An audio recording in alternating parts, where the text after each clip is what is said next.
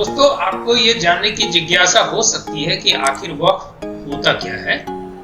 वक्फ किसी व्यक्ति द्वारा किसी ऐसे उद्देश्य के लिए अपनी संपत्ति का अस्थायी समर्पण है जिसे मुस्लिम कानून द्वारा पवित्र, धार्मिक या धर्मार्थ के रूप में मान्यता प्राप्त है।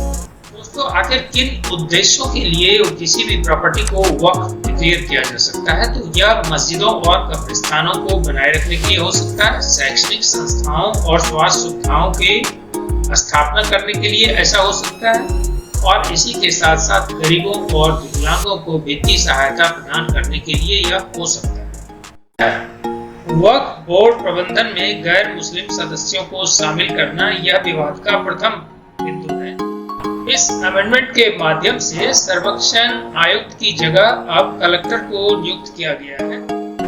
वक्फ के रूप में पहचानी गई सरकारी संपत्ति अब वक्फ नहीं रहेगी। कलेक्टर तय करेंगे कि यह संपत्ति का मालिकाना हक किसके पास है। न्यायाधिकरण का निर्णय अंतिम नहीं होगा, बल्कि उच्च न्यायालय इस मामले का अंतिम निर्णय करेगा। आखिर किन मुद्दों पर वास्तविकता में विवाद अटका हुआ है?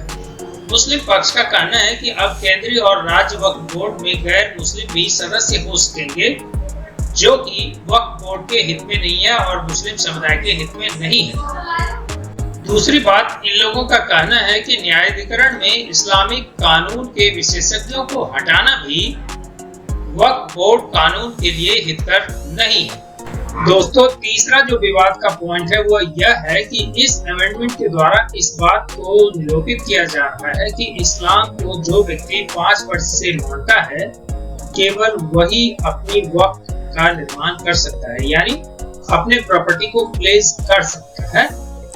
यानी कि अगर आप गैर इस्लामिक हैं और अभी अभी आपने इस्लाम को कबूल किया है और आपकी संपत्ति पर कोई गिद्ध निगाह लगाए हुए है और आपको इस बात के लिए प्रेरित कर रहा है कि आप अपनी संपत्ति को वक्फ डिक्लेयर कर दो, तो अब ऐसा कर पाने में आप सक्षम नहीं होंगे।